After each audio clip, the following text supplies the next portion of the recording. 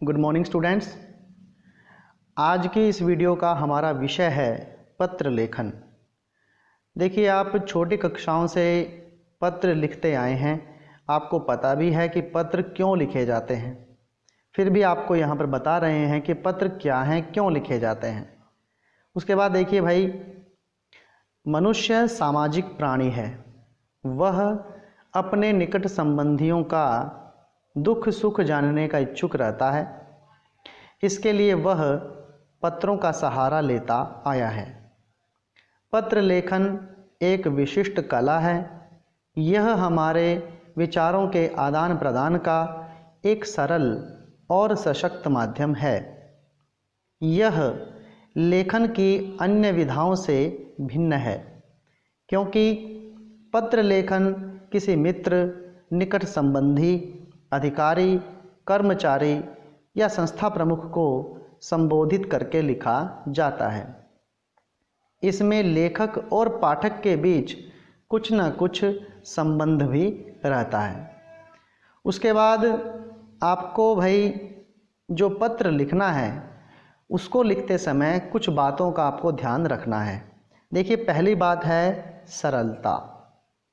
पत्र की भाषा सरल, स्पष्ट तथा बोधगम्य होनी चाहिए, जिससे पाठक का जो पत्र का उद्देश्य है और उसका जो भाव है उसको स्पष्ट रूप से समझ सके। पत्र में जटिल और अस्पष्ट भाषा के प्रयोग से बचना चाहिए।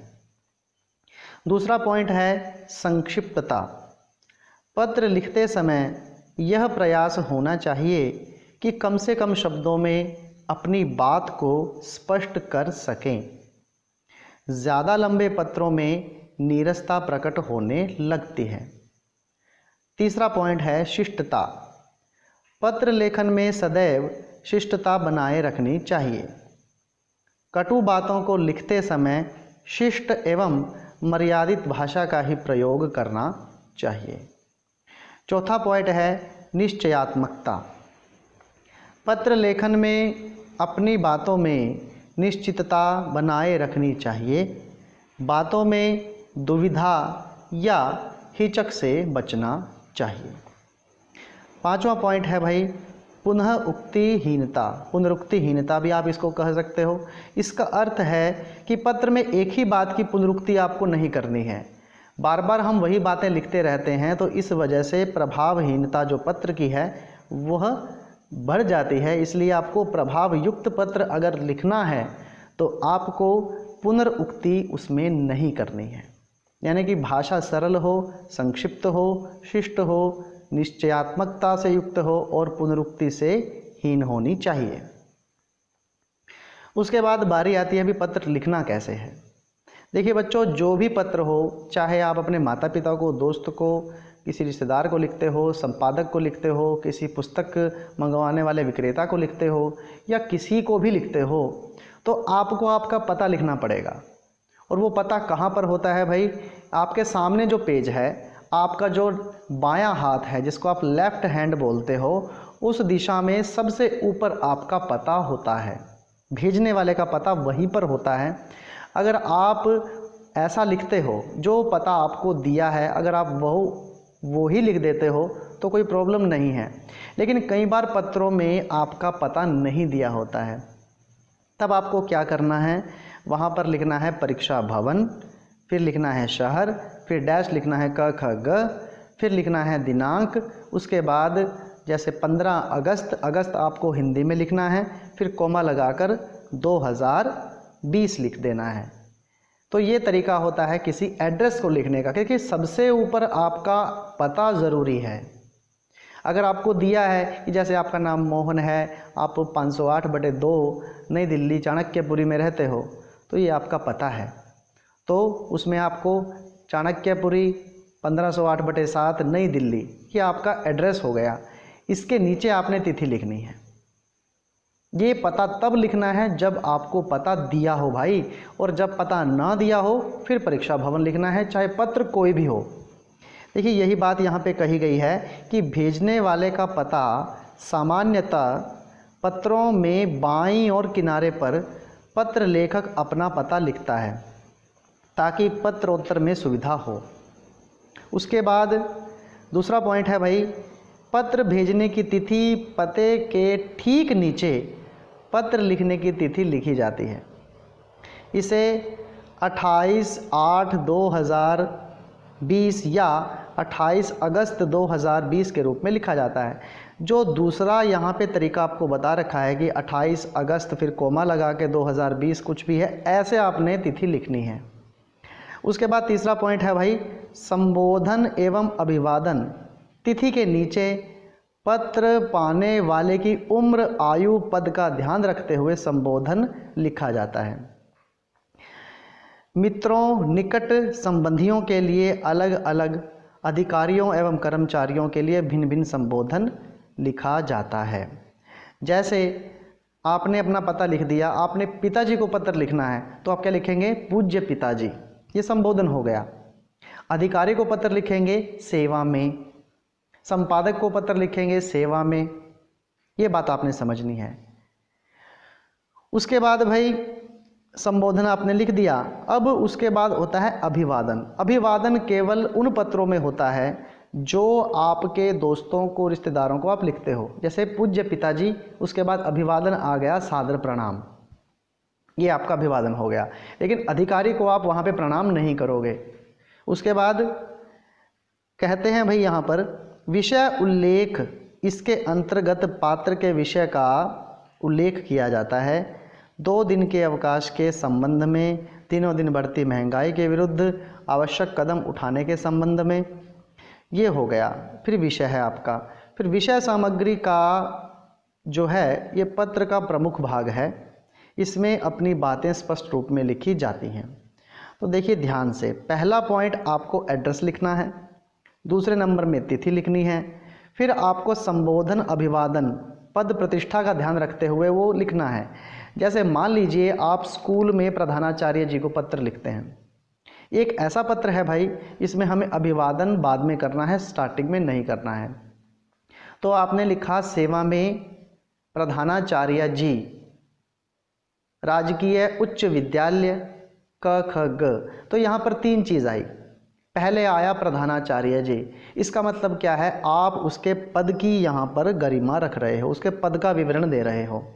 ये प्रधानाचार्य जी है। किसी और को लिखोगे संपादक महोदय, किसी स्वास्थ्य अधिकारी को लिखोगे तो स्वास्थ्य अधिकारी हो गया। ये आ गई उसकी पोस्ट।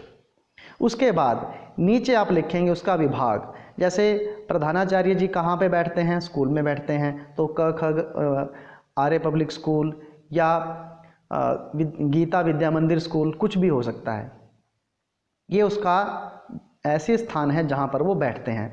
अब स्वास्थ्य अधिकारी कहाँ बैठेंगे भाई, स्वास्थ्य विभाग में बैठेंगे, तो स्वास्थ्य विभाग आ गया। उसी प्रकार बिजली अधिकारी बिजली विभाग में बैठ जाएंगे। तो तीसरे नंबर पर है उसका स्थान। स्थान में आप लिख दो क ख ग।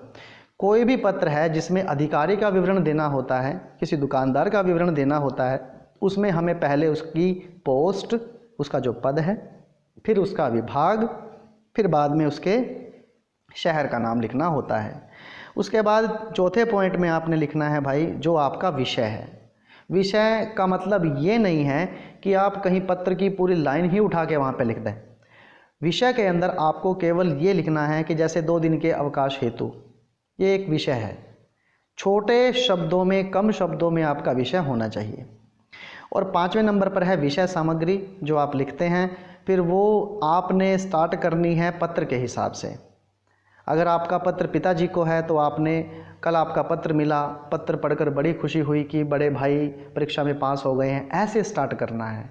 और यही पत्र अगर प्रधानाचार्य जी को लिखना है तो सविनय निवेदन यह है कि मैं आपके स्कूल की 10वीं कक्षा का छात्र हूँ, ऐसे लिखोगे।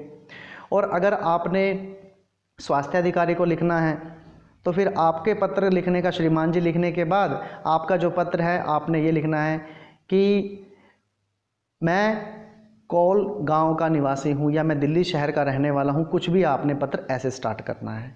फिर उसमें आपने विषय सामग्री, जिस चीज़ के लिए पत्र लिखा है वो चीज़ आपने इसके अंदर लिखनी है भाई। उसके बाद 6ठे नंबर पर आता है आपका समापन।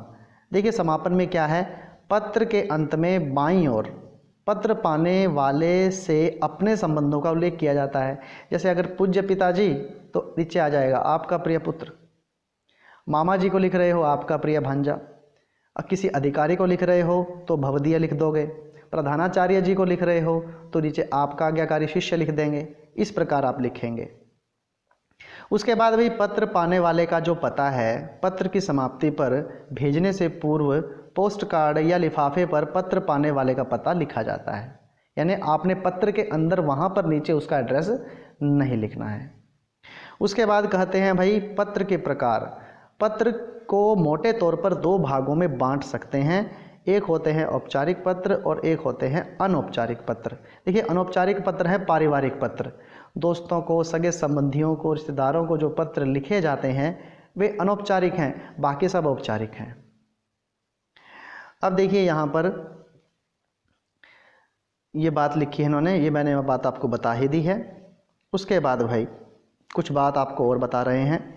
पहला है प्रार्थना पत्र। ये पत्र प्रधानाचार्य को, किसी कार्यालय के अधिकारी को या संस्था प्रमुख को लिखे जाते हैं। इसमें किसी काम को करवाने की प्रार्थना की जाती है। दूसरा है आवेदन पत्र। ये किसको लिखते हैं भाई? सरकारी एवं गैर सरकारी संस्थाओं में नौकरी पाने के लिए लिखे गए पत्रों को आवेदन पत्र कहा जाता है। इनमें अपनी शैक्षिक एवं व्यावसायिक योग्यता का उल्लेख करके अपनी कार्य निपुणता की पुष्टि की जाती है। तीसरा है शिकायती पत्र। व्यक्तिगत एवं सार्वजनिक समस्या का निराकरण करवाने हेतु लिखे गए पत्रों को शिकायती पत्र कहा जाता है। जैसे बिजली की अघोषित कटौती, पार्क पर अवैध कब्जा हो गया, टूटी सड़कों की मरम्मत के निराकरण के लिए लिखित पत्र इसी श्रेणी में आते हैं। उसके बाद है संपादकीय पत्र। प्रसिद्ध समाचार पत्रों के संपादकों को लिखे गए पत्र इसी श्रेणी में आते हैं। इसमें जनहित की समस्याओं की ओर सरकार एवं संबंधित अधिकारियों का ध्यान आकृष्ट कराने के लिए पत्र लिखा जाता है। उसके बाद भाई आता है व्यावसायिक पत्र।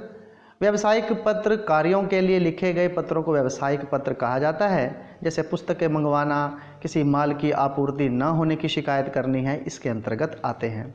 अनौपचारिक पत्र पारिवारिक पत्र कहे जाते हैं। ये बात आपको बता दी गई है पहले, ये बात यहाँ पर बता रखी है। उसके बाद भाई ये आ गया आपका संबोधन कैसा होना चाहिए। अगर आप संबोधन बड़ों को करते हो तो आप संबोधन क्या लिखेंगे? पूज्य, पूज्या, पूजनीय, आदरणीय, महोदय, इस प्रकार से आप इसको पढ़ लेना भाई। उनका अभिवादन कैसे करना है, संबंध सूचक शब्द जो है वो अंत में प्रयोग करना है। मान लीजिए आपने पिताजी को लिखना है तो पूज्य पिताजी, अभिवादन में हो गया सादर चरण स्पर्श, और संबंध सूचक हो जाएगा आपका प्रिय पुत्र। बराबर वालों को अगर लिखना है तो प्रिय चिरंजीव नाम लिख सकते हो, फिर उसको चिरंजीव रहो, शुभ चिंतक संबंध सूचक हो जाएगा। छोटों को अगर पत्र लिखते हो तो आयुष्मान लिख सकते हैं। अभिवादन में शुभ आशीष, आशीर्वाद या प्रसन्न रहो ऐसा लिख सकते हैं, और संबंध सूचक शब्द हो जाएगा शुभेच्छु या हितैषी। परिचित को महोदय, नमस्ते, इस प्रकार से आप पत्र लिख सकते हैं। ये आपने देख लेना है। प्रार्थना पत्र का प्रारूप देखिए क्या है। अब देखिए इन्होंने यहाँ पर ऊपर का जो एड्रेस है बच्चों वो नहीं दिया, वो आपने लिखना है। पत्र आपको कोई भी आए, आपने परीक्षा भवन, शहर क ख ग, दिनांक वाला एड्रेस तो लिखना ही लिखना है। बात सारी ये है। अब देखिए इसमें क्या है, प्रधानाचार्य जी, ये तो पद का नाम हो गया। फिर विद्यालय का नाम व पता दूसरे में आ जाएगा। तीसरे जो लाइन है इसमें आपने क ख ग लिखना है। विषय में विषय का उल्लेख करना है। फिर महोदय, महोदया संबोधन हो जाएगा। फिर मुख्य विषय आ जाएगा। फिर मुख्य विषय के बाद आपने समापन करना है, धन्यवाद ज्ञापन करना है, आपका आज्ञाकारी शिष्य, नाम, कक्षा अनुक्रमांक वगैरह लिखना है। लेकिन बोर्ड के पेपर में आप अपना नाम नहीं लिखेंगे, आपने क ख ग लिखना है, और अनुक्रमांक रोल नंबर भी पेपर के बीच में नहीं लिखना है। ये बात आपने याद रखनी है। कई बच्चे अपना मोबाइल नंबर लिख देते हैं, हमको उसका प्रयोग भी नहीं करना है। हाँ, अगर आप अपने स्कूल में लिख रहे हो फिर आप कर सकते हो। अब देखिए ये एक डेमो है एक पत्र का, कि अपने विद्यालय के प्रधानाचार्य को एक पत्र लिखना है जिसमें अपने परिवार की खराब आर्थिक स्थिति का उल्लेख करते हुए आर्थिक सहायता पाने का आवेदन किया गया हो। अब इसमें परीक्षा भवन का एड्रेस खुद लिखेंगे, बाकी देखिए वही है, सेवा में प्रधानाचार्य महोदय, नवसृजन पब्लिक स्कूल सोहना रोड गुड़गांव। उसके बाद ये देखिए पत्र स्टार्ट हो गया, मान्यवर लिखने के बाद फिर आपका ये देखिए पत्र ख़त्म हो गया। दूसरा पत्र भी ऐसे है भाई, ये भी ऐसे चलेगा। तो ये पत्र हमारे ऐसे चलते रहेंगे, ठीक है। ये प्रधानाचार्य के पत्र हैं। उसके बाद ये अधिकारी का आ जाएगा। अब सेवा में अब अधिकारी का पद नाम लिखेंगे, उसके कार्यालय का नाम लिखेंगे, फिर मैंने आपको बताया है उसका पता लिखना है। बाकी सब सेम रहेगा, आपको मैंने बता दिया है। ये सब चीज़ें आपने ऐसे लिखनी है। ये देखिए अब ये अधिकारी को कैसे पत्र लिखना है, किस प्रकार के अधिकारी के पत्र होते हैं। पानी का नया कनेक्शन लेने के लिए दिल्ली जल बोर्ड के मुख्य राजस्व अधिकारी को प्रार्थना पत्र लिखना है। और आपको एड्रेस दिया है कि आपका एड्रेस क्या है, 231/3 बाबा कॉलोनी, संत नगर, दिल्ली, और आपका नाम शैलेंद्र है। तो ये चीज़ आपने ऊपर लिखनी है। फिर देखिए सेवा में मुख्य राजस्व अधिकारी महोदय, दिल्ली जल बोर्ड, राजपुरा रोड, दिल्ली। देखो यही एड्रेस इन्होंने बताया है, इसमें ये लिखना है। ये आपका पत्र हो गया भाई, ठीक है। और ये देखिए शैलेंद्र के नीचे इन्होंने अपना एड्रेस यहाँ पे दे दिया है, लेकिन ऊपर आप इस एड्रेस को लिखेंगे। ये जो पत्र हैं ये फॉर्मेट पुराना है बच्चों, आपने नए फॉर्मेट से पत्र लिखना है। अब देखिए अभी आ गया आवेदन पत्र। आपने भारतीय state bank Rajpura road Delhi शाखा के ग्राहक हैं, आपकी चेकबुक खो गई है, इसकी सूचना देते हुए नई चेकबुक आपने लेनी है, आवेदन पत्र लिखना है। तो अब आपने अपना ऊपर एड्रेस लिखना है। फिर देखिए सेवा में प्रबंधक महोदय, भारतीय स्टेट बैंक शाखा राजपुरा रोड दिल्ली, देखो यही आ गया। फिर देखिए विषय में इन्होंने नई चेकबुक पाने के संबंध में लिखा है। फिर ये आपका हो गया जो पत्र है स्टार्ट है, इसमें आपने ग्राहकता के बारे में बताना है कि आपका खाता नंबर बताएंगे, ये सब चीज़ें बतानी हैं। उसके बाद भाई राशन कार्ड बनवाने का है, इसमें भी आपने सेम वही तरीका अपनाना है, ठीक है। अभी आवेदन पत्र है, आवेदन पत्र के अंदर आपने क्या करना है, बिल्कुल सेम वही प्रोसीजर रहेगा जो आपने पीछे किया था। इसमें क्या है कि एक एग्जाम्पल है कि उत्तर प्रदेश सरकार के विद्यालयों में कंप्यूटर शिक्षण के लिए योग्य अभिभर्तियों की आवश्यकता है। अपनी योग्यताओं का विवरण देते हुए आवेदन पत्र लिखना है। तो ऊपर परीक्षा भवन, शहर का ख दिनांक हो जाएगा। अब सेवा में किसको लिखना है भाई, उप शिक्षा निदेशक माध्यमिक शिक्षा इलाहाबाद। विषय क्या है, कंप्यूटर शिक्षक हेतु आवेदन पत्र। अब इसमें देखिए पत्र लिखने का ये तरीका है, आपने क्या करना है कि अपनी जो योग्यताएं हैं उसमें अपना नाम बताना है पहले। जैसे मेरा नाम जो है मनोज कुमार मौर्य है, पिता का नाम लिखना है, जन्म तिथि लिखनी है, पत्राचार का पता लिखना है, संपर्क सूत्र है। अब योग्यताएं आपके नीचे आ जाएंगी, ऐसे आपने आपकी योग्यताएं लिखनी है 1 2 3 4 करके। 10वीं कहाँ से की है, 12वीं, BCA MCA कौन से बोर्ड से की है, किस वर्ष में की है, और कितने आपके प्रतिशत अंक उसमें हैं। फिर आपने नीचे घोषणा करनी है कि मैं निष्ठा एवं ईमानदारी से घोषणा करता हूं कि उक्त पद पर चुने जाने के बाद मैं अपनी सेवाओं से सदैव संतुष्ट रखने का प्रयास करूंगा। ये बात आपने लिखनी है। फिर धन्यवाद करके भवदीय लिखना है, ठीक है भाई। इस प्रकार से बच्चों ये पत्र जो हैं ये लिखे जाते हैं। पत्र चाहे आपका औपचारिक हो, पत्र चाहे अनौपचारिक हो, परीक्षा भवन का एड्रेस हर एक में आएगा, ठीक है। 9th में आप ये चीज़ें पढ़ चुके हो, आपकी पुस्तक आपके पास है। अब आप उसमें से इसकी रिवीजन ध्यान से कीजिए। बच्चों वीडियो पसंद आई हो तो प्लीज़ चैनल को लाइक कीजिए, शेयर कीजिए, और वीडियो देखने के लिए आपका बहुत बहुत धन्यवाद।